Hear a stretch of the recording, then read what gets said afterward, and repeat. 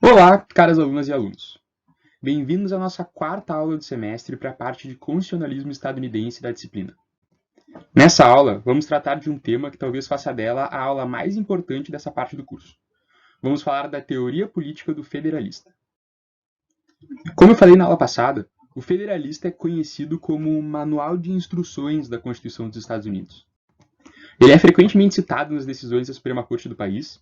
Esteve recentemente debaixo dos holofotes por causa do processo de impeachment do presidente Donald Trump, processo que é explicado no Federalista, e é, de modo geral, muito reverenciado pelos constitucionalistas e cientistas políticos estadunidenses.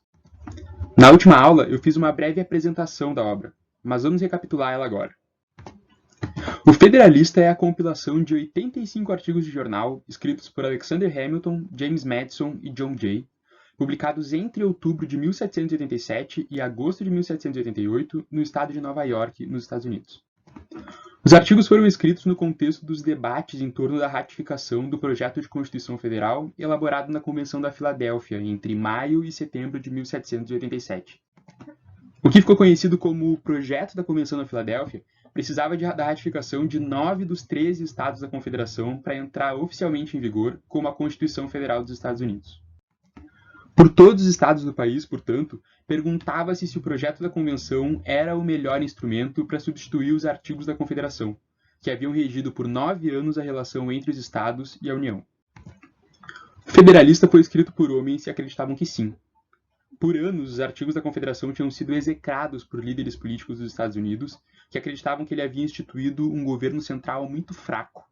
A União não tinha poder de cobrar tributos das populações dos estados, tampouco tinha mecanismos para obrigar os estados a contribuírem para o seu financiamento.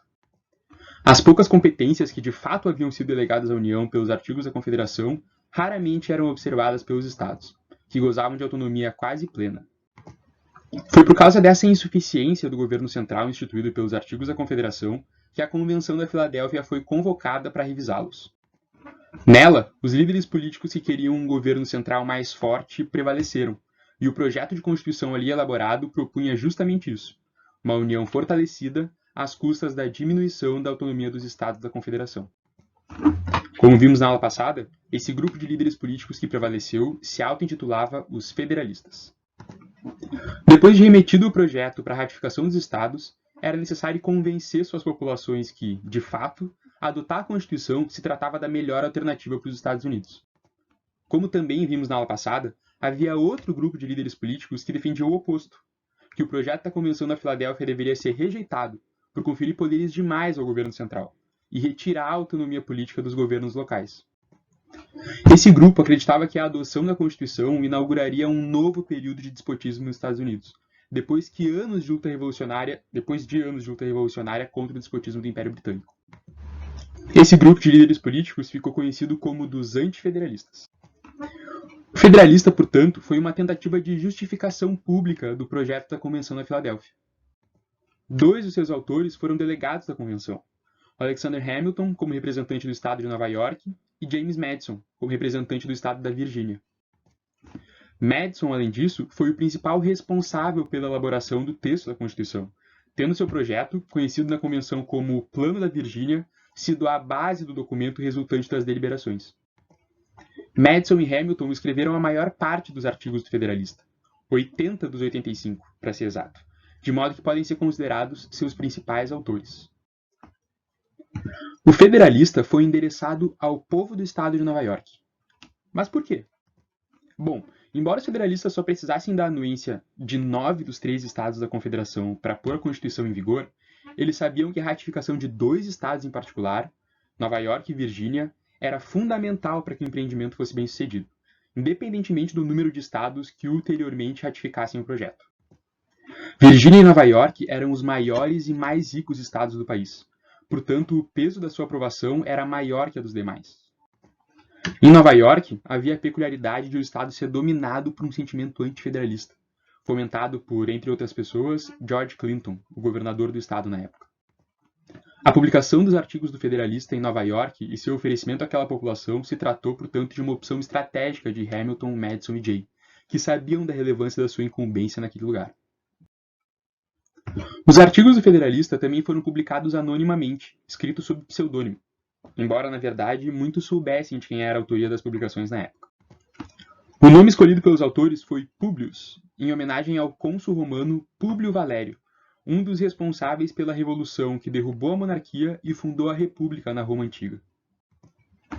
Públio é conhecido também pelas leis que promulgou durante seu período como cônsul em Roma, entre as quais estava a que garantia a qualquer romano o direito de ser eleito cônsul e a que qualquer pessoa que tomasse um cargo público sem o respaldo do sufrágio popular seria executada.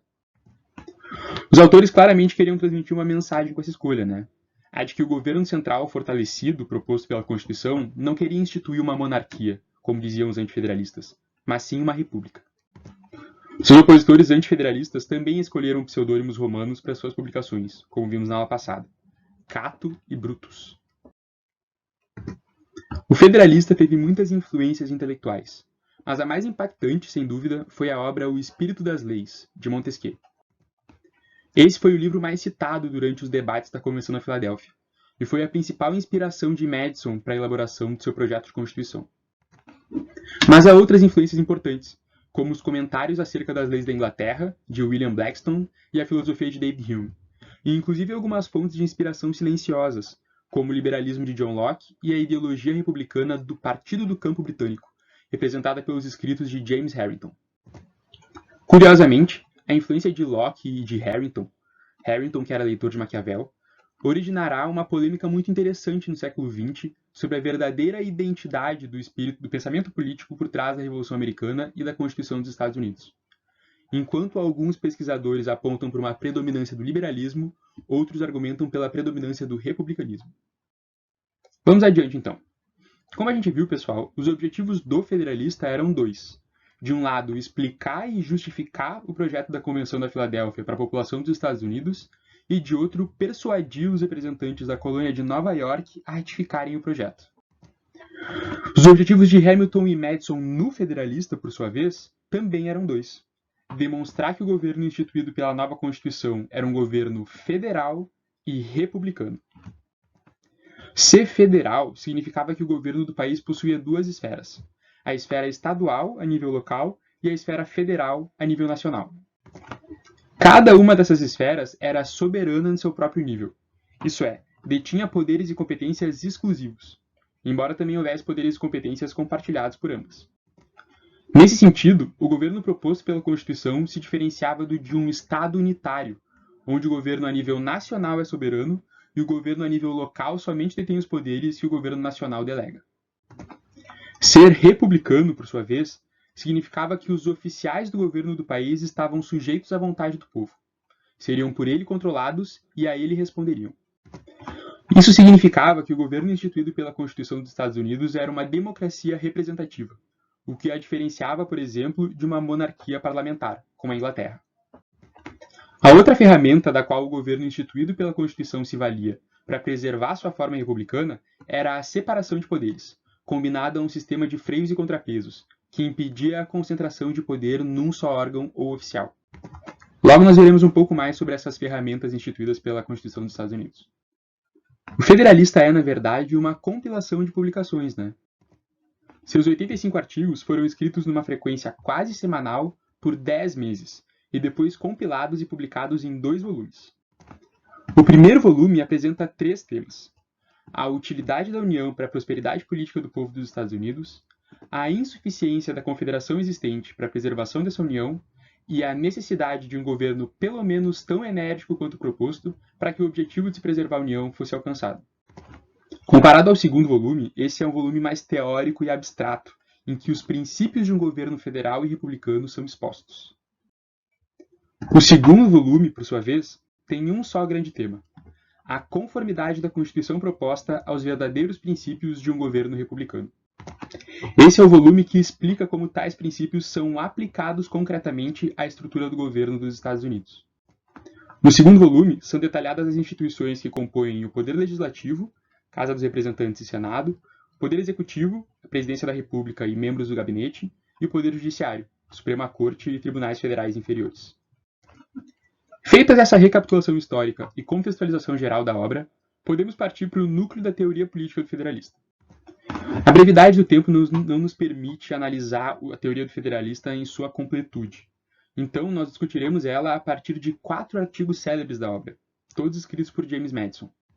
As teses desses 4 artigos constituem 3 eixos fundamentais da teoria geral do federalista.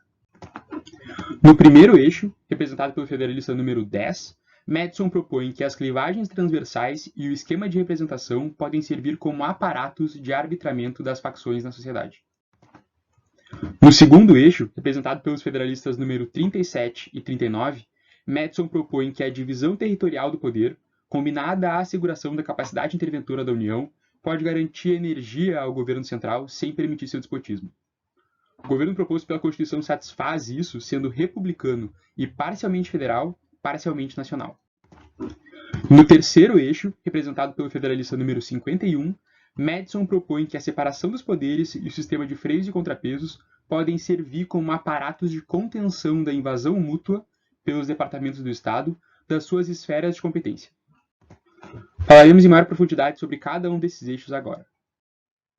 Vamos começar pelo primeiro eixo, que pode ser encontrado no Federalista número 10, escrito por James Madison. Esse é, sem sombra de dúvidas, o artigo mais famoso e comentado da obra. Nele, Madison trata do problema das facções nas sociedades democráticas. De acordo com o autor, facções são um número de cidadãos que podem corresponder tanto à maioria quanto à minoria da população, unidos e movidos por um impulso comum, de paixão ou de interesse, que é contrário aos direitos individuais dos demais cidadãos ou ao bem comum da sociedade. Madison afirma que facções introduzem instabilidade, injustiça e confusão nos conselhos públicos, que representam as doenças mortais que fazem perecer todos os governos democráticos. Vale lembrar que as democracias não eram bem vistas na época que o federalista foi escrito. Elas eram consideradas formas de governo muito instáveis e convulsionadas. Acima de tudo, o temor que existia em relação às democracias na época era que maiorias tirânicas poderiam tomar o controle do governo e oprimir grupos minoritários ou violar direitos individuais. Mas a Constituição proposta pela Convenção da Filadélfia instituía uma união bem estruturada, que, segundo Madison, consistia num aprimoramento dos modelos antigos e modernos de democracia, e seria capaz de deter e controlar a violência das facções, mesmo as majoritárias. Madison sugere 2 possibilidades para curar as sociedades democráticas dos males das facções: removendo suas causas ou controlando seus efeitos. Remover as causas das facções demandaria, por sua vez, que se suprimisse a liberdade das pessoas ou que se tentasse dar a todas elas as mesmas opiniões e interesses. Mas suprimir a liberdade individual para evitar a formação de facções seria, segundo Madison, apostar num remédio que é pior do que a doença. E tentar dar a todas as pessoas as mesmas opiniões e interesses tampouco seria algo viável. Madison esclarece que o pluralismo de opiniões e interesses é algo inevitável em sociedades democráticas, tanto em função da falibilidade da razão humana, que unida ao seu ego faz com que os homens se apeguem emocionalmente às suas opiniões, quanto em função da desigualdade natural nas aptidões entre os seres humanos, que leva ao acúmulo de diferentes níveis de propriedade entre as pessoas, e divide elas em classes e partidos distintos dentro da sociedade. Não há, portanto, como remover as causas das facções. Elas estão enraizadas na própria natureza dos seres humanos, e os tornam muito mais dispostos a oprimir uns aos outros do que a cooperar para o seu bem comum. O que resta é tentar controlar os efeitos das facções. Madison argumenta que, numa democracia, se uma facção se forma e consiste numa minoria da população, a regra da maioria é suficiente para controlar seus efeitos. No entanto, quando uma facção se forma dentro de uma comunidade e consiste na maioria da sua população, a regra da maioria não só não serve como remédio para controlar os efeitos das facções, como acaba virando um instrumento de opressão delas. Madison afirma que assegurar o bem comum e os direitos individuais contra a ameaça das facções e, ao mesmo tempo, preservar o espírito e a forma de governo democrática é a grande questão que o intriga. Ele adianta que uma democracia participativa não é capaz de solucionar esse problema. A única forma de governo capaz de oferecer um remédio para o problema das facções é uma república, ou seja, uma democracia representativa. Madison aponta as 2 maneiras por meio das quais uma república é capaz de controlar os efeitos das facções. Em primeiro lugar, por causa do esquema de representação, e em segundo lugar, por causa da possibilidade de aumento da extensão territorial do governo. O esquema de representação controla os efeitos das facções por refinar e ampliar as opiniões da população, na medida que elas passam pelo filtro do corpo de representantes eleitos. Esses representantes seriam pessoas sábias, capazes de discernir o verdadeiro interesse da nação, e teriam patriotismo e amor pela justiça o bastante para não deixar que essas considerações parciais ou vieses interfiram no seu discernimento. Essa é a teoria do filtro de James Madison. Ela afirma que a voz do povo é mais condizente com o bem comum quando pronunciada por seus representantes do que quando pronunciada pelo próprio povo. De outro lado, o aumento da extensão territorial do governo, possibilitado pelo esquema de representação e pela forma federal do Estado, permite que uma maior pluralidade de pessoas compita pelos cargos eletivos, melhorando o nível dos representantes eleitos, já que a tendência é que sejam escolhidas as pessoas de reputação mais difusa e estabelecida. Além disso, como o número de eleitores também cresce com o aumento da extensão territorial do governo, torna-se mais difícil que candidatos corruptos consigam se eleger por meios ardilosos ou com uso da demagogia. Eles precisam conquistar a confiança de um número muito maior e mais diversificado de eleitores para serem eleitos. Por fim, além das vantagens já mencionadas, há outra muito importante. Quanto maior a sociedade englobada pelo governo, mais diversa ela será, e consequentemente mais difícil será para um único impulso de interesse ou paixão dominar uma fração grande, ou majoritária, da sociedade. Essa é a teoria das clivagens transversais de James Madison. Uma maior diversidade entre os membros de uma comunidade política dificulta que qualquer grupo de interesse prevaleça sobre os demais, o que, por sua vez, dificulta a formação de facções majoritárias. O aumento da diversidade pulveriza os grupos de interesse na sociedade e faz com que os efeitos nefastos do seu comportamento se anulem mutuamente, ao invés de se agregarem numa maioria. Vamos agora para o segundo eixo da teoria política do federalista. Há duas teses que, juntas, configuram o segundo eixo. Elas podem ser encontradas entre os federalistas número 37 e o número 39. No federalista número 37, Madison expõe uma das grandes dificuldades enfrentadas pelos delegados da Convenção da Filadélfia, responsáveis por elaborar o projeto da Constituição Federal. Eles precisavam combinar a forma de governo republicana com princípios que ditam um bom governo. Existem dois pontos em particular em que esses objetivos estão em tensão. Um bom governo tem energia o suficiente para atuar de maneira decisiva nos momentos importantes e é estável. Energia no governo é fundamental para que a segurança da população seja preservada de ameaças internas e externas ao país, e para que as leis do governo sejam executadas de maneira salutar. Estabilidade, por sua vez, é fundamental para que as pessoas tenham confiança nas atividades do governo e conforto para cuidarem de seus próprios negócios. Um governo enérgico requer, por um lado, que um número pequeno de pessoas seja encarregado do processo decisório. Um governo estável, por outro, requer que essas pessoas permaneçam durante um longo período de tempo nos seus cargos, para que as leis não mudem frequentemente.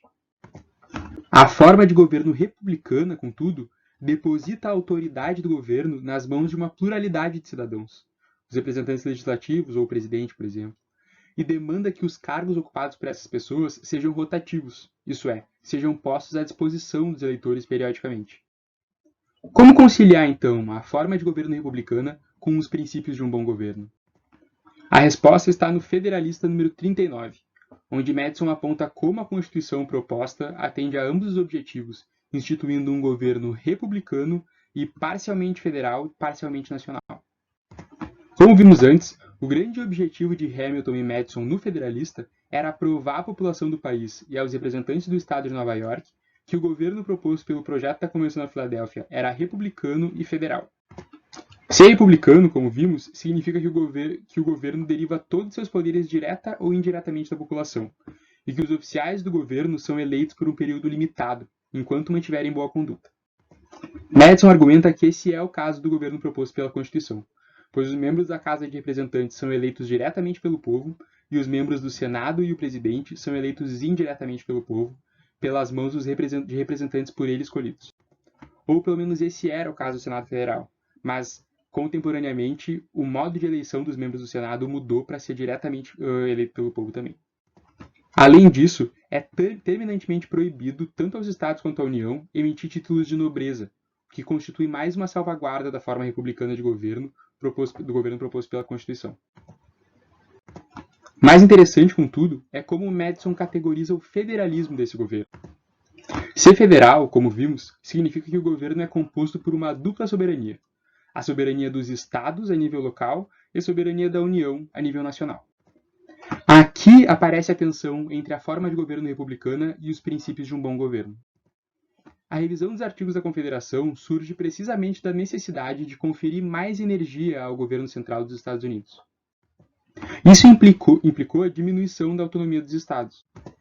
A solução proposta pela Constituição Federal, na opinião de Madison, é parcialmente federal e parcialmente nacional por 1000 aspectos, mas também porque um dos corpos representativos tem seus membros eleitos diretamente pela população, a Casa de Representantes, e o outro tem seus membros eleitos pelas Assembleias dos Estados, o Senado. A Constituição, por outro lado, só entraria em vigor a partir da ratificação dos Estados, um aceno ao seu aspecto federal. Mas as operações do governo, por outro lado, se dariam diretamente sobre as populações dos Estados, e não sobre os Estados, um aceno ao caráter nacional do governo. Esse meio termo do caráter do governo federal é capaz de, ao mesmo tempo, respeitar a forma republicana, tanto na medida que garante certa autonomia aos estados, como na medida que deriva seus poderes ulteriormente da vontade do povo, e atender aos princípios de um bom governo, tanto na medida que centraliza algumas operações do governo na esfera federal, dotando de energia a presidência do país, por exemplo, como na medida que estabelece, para que seja emendada a Constituição, a necessidade de aprovação por pelo menos 3/4 dos estados que compõem a União, garantindo estabilidade às leis nacionais. O terceiro e último eixo da teoria política do federalista que vamos comentar em aula hoje pode ser encontrado no Federalista número 51, que é provavelmente o segundo artigo mais reconhecido da obra, depois do número 10. Nele, Madison discute a separação dos poderes do Estado e expõe sua teoria do sistema de freios e contrapesos. Ele introduz o tema questionando de que forma seria possível manter, ao longo do tempo, a prática da separação entre os departamentos do Estado, conforme prevista na Constituição dos Estados Unidos.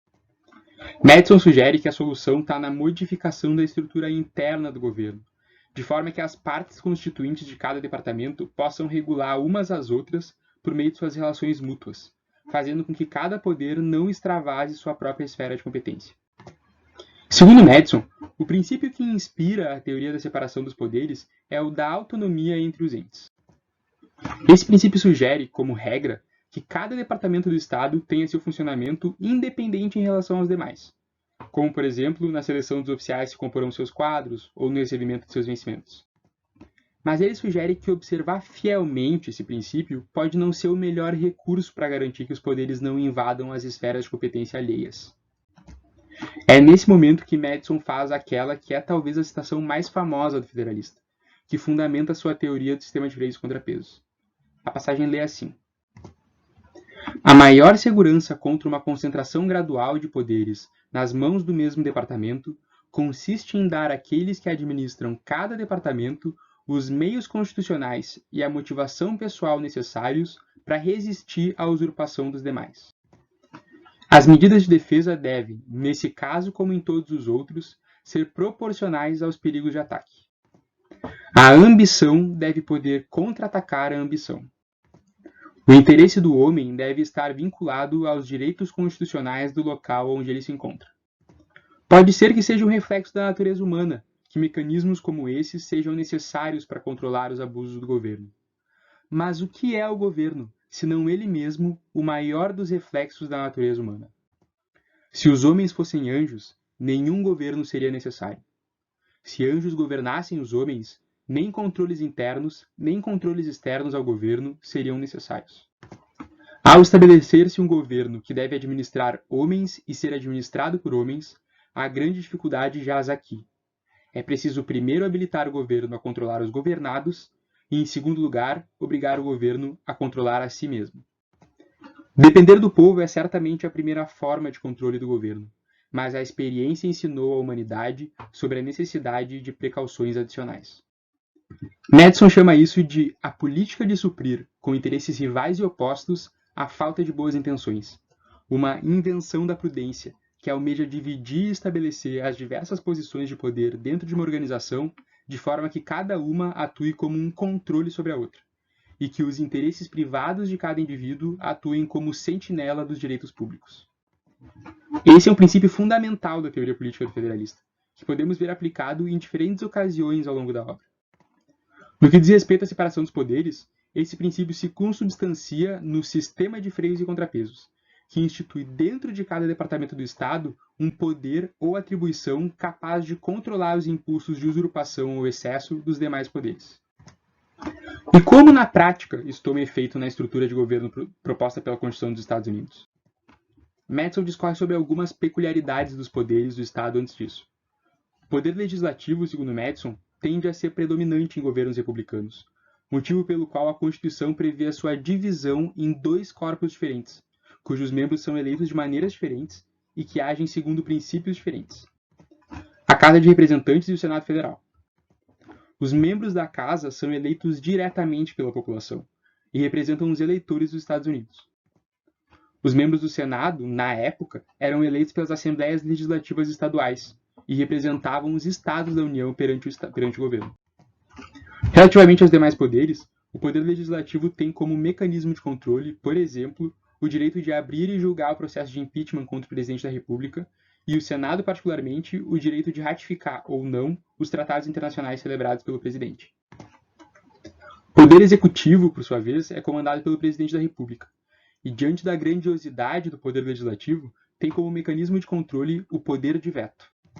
Esse poder de veto garante ao presidente o direito de rejeitar um projeto de lei aprovado pelas duas câmaras do Poder Legislativo, que precisam aprovar novamente o projeto, dessa vez por uma maioria qualificada de 2/3 dos membros das duas casas, para debelar o veto presidencial. Além disso, o Poder Executivo compartilha um mecanismo de controle juntamente com o Poder Legislativo diante do Poder Judiciário. O Presidente da República é quem nomeia os juízes da Suprema Corte e juízes federais das instâncias menores, que, por sua vez, precisam ser sabatinados e aprovados pelo Senado para tomar posse. O Poder Judiciário, por sua vez, só ganharia um mecanismo de controle contra os poderes legislativo e executivo em 1803, com o precedente Madison versus Marbury, que institui no governo estadunidense o controle difuso de constitucionalidade das leis federais. Pessoal, para finalizar nossa aula, muito brevemente, eu gostaria de comentar qual foi o destino dos autores do Federalista, esses homens tão importantes para a história dos Estados Unidos. James Madison, o principal autor da Constituição Federal, seria eleito anos mais tarde o 4º presidente dos Estados Unidos. Alexander Hamilton, conhecido por tentar fortalecer o capitalismo no país e avançar sua industrialização, se tornou o primeiro presidente do Banco Central estadunidense. E John Jay, que era advogado e foi muito importante para as relações dos Estados Unidos com nações estrangeiras durante o período que seguiu a independência do país, se tornou o primeiro presidente da Suprema Corte dos Estados Unidos. Os três são amplamente reconhecidos hoje em dia como pais fundadores do país. Pessoal, aqui termina a nossa aula sobre a teoria política federalista. Espero que vocês tenham gostado e peço desculpas pelo atraso na postagem dessa aula. Essa foi a penúltima aula do semestre para a parte de constitucionalismo estadunidense da nossa disciplina.